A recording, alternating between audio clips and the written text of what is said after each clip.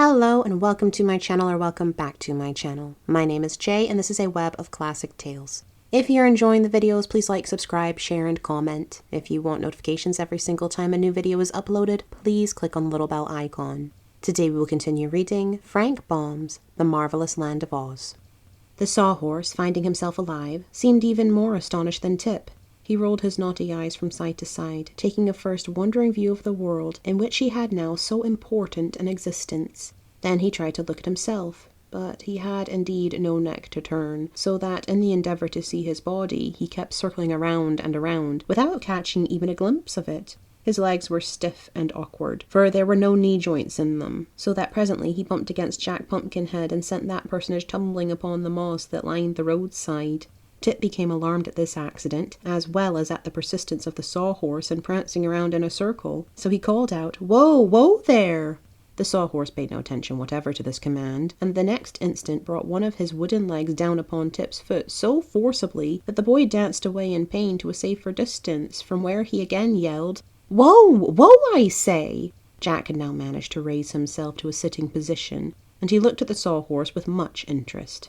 "I don't believe the animal can hear you," he remarked. "I shout loud enough, don't I?" answered Tip angrily. "Yes, but the horse has no ears," said the smiling Pumpkinhead. "Sure enough," exclaimed Tip, noting the fact for the first time. "How, then, am I going to stop him?" But at that instant the Sawhorse stopped himself, having concluded it was impossible to see his own body. He saw Tip, however, and came close to the boy to observe him more fully. It was really comical to see the creature walk, for it moved the legs on its right side together and those on its left side together, as a pacing horse does, and that made its body rock sideways like a cradle.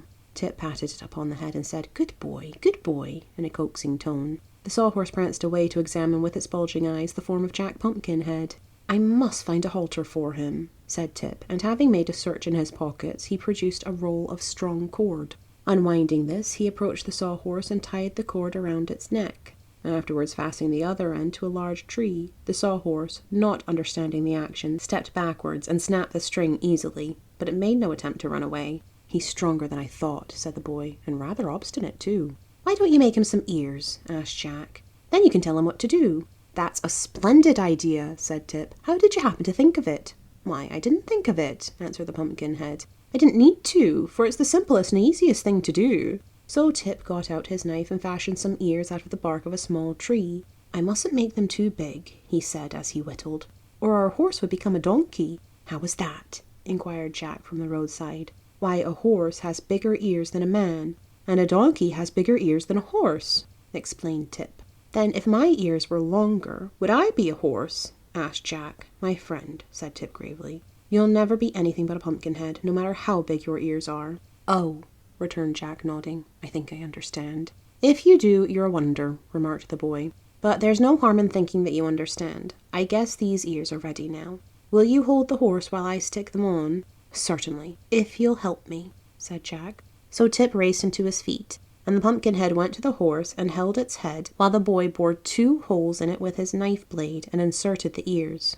"They make him look very handsome," said Jack admiringly.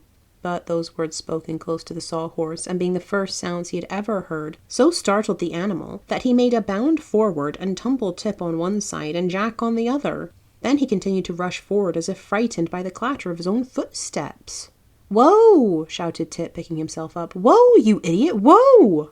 The Sawhorse would probably have paid no attention to this, but just then it stepped a leg into a gopher hole and stumbled head over heels to the ground, where it lay upon its back, frantically having its 4 legs in the air. Tip ran up to it. "You're a nice sort of horse, I must say," he exclaimed. "Why didn't you stop when I yelled, 'Whoa'?"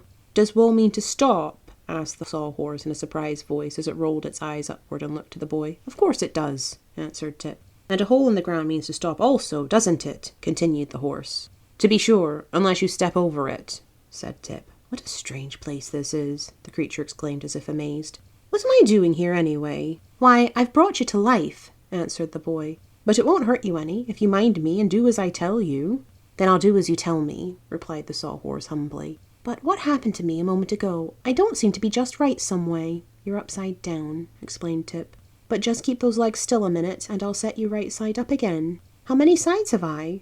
asked the creature wonderingly. "Several," said Tip briefly. "But do keep those legs still."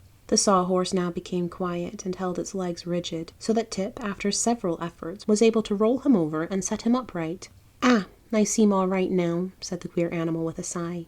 "One of your ears is broken," Tip announced after a careful examination. "I'll have to make a new one." Then he led the sawhorse back to where Jack was vainly struggling to regain his feet, and after assisting the Pumpkinhead to stand upright, Tip whittled out a new ear and fastened it to the horse's head. "Now," said he, addressing his steed, "pay attention to what I'm going to tell you. Whoa means to stop. Get up means to walk forward. Trot means to go as fast as you can. Understand?" "I believe I do," returned the horse. "Very good. We are all going on a journey to the Emerald City to see His Majesty the Scarecrow, and Jack Pumpkinhead is going to ride on your back so he won't wear out his joints." "I don't mind," said the sawhorse. "Anything that suits you suits me." Then Tip assisted Jack to get upon the horse. "Hold on tight," he cautioned, "or you may fall off and crack your pumpkin head." "That would be horrible," said Jack with a shudder. "What shall I hold on to?" "Why, hold on to his ears," replied Tip after a moment's hesitation. "Don't do that," remonstrated the sawhorse, "for then I can't hear." That seemed reasonable, so Tip tried to think of something else. "I'll fix it," said he at length. He went into the wood and cut a short length of limb from a young stout tree. One end of this he sharpened to a point, and he dug a deep hole in the back of the sawhorse, just behind his head. Next he brought a piece of rock from the road and hammered the post firmly into the animal's back. "Stop! Stop!" shouted the horse. "You're jarring me terribly." "Does it hurt?" asked the boy. "Not exactly hurt," answered the animal, "but it makes me quite nervous to be jarred." "Well, it is all over now," said Tip encouragingly. "Now, Jack, be sure to hold fast to this post, and then you can't fall off and get smashed." So Jack held on tight, and Tip said to the horse, "Get up." The obedient creature at once walked forward, rocking from side to side as he raised his feet from the ground. Tip walked beside the sawhorse, quite content with this addition to their party. Presently he began to whistle. "What does that sound mean?" asked the horse. "Don't pay any attention to it," said Tip. "I'm just whistling, and that only means I'm pretty well satisfied." "I'd whistle myself if I could push my lips together," remarked Jack. "I fear, dear father, that in some respects I'm sadly lacking." After journeying on for some distance, the narrow path they were following turned into a broad roadway paved with yellow brick. By the side of the road, Tip noticed a signpost that read, 9 miles to the Emerald City. But it was now growing dark, so he decided to camp for the night by the roadside and to resume the journey next morning by daybreak. He led the sawhorse to a grassy mound upon which grew several bushy trees, and carefully assisted the Pumpkinhead to alight. "I think I'll lay you upon the ground overnight," said the boy. "It will be safer that way." "How about me?" asked the sawhorse. "It won't hurt you to stand," replied Tip. "And as you can't sleep, you may as well watch out and see that no one comes near to disturb us." Then the boy stretched himself upon the grass beside the Pumpkinhead, and being greatly wearied by the journey, was soon fast asleep. Thank you for listening. This has been Frank Baum's The Marvelous Land of Oz, Chapter 5. I've been Jay. This has been a Web of Classic Tales. Please like, subscribe, share, comment, click the bell icon for notifications. I hope you're having a fantastic day. Have a nice life, and I'll see you next time.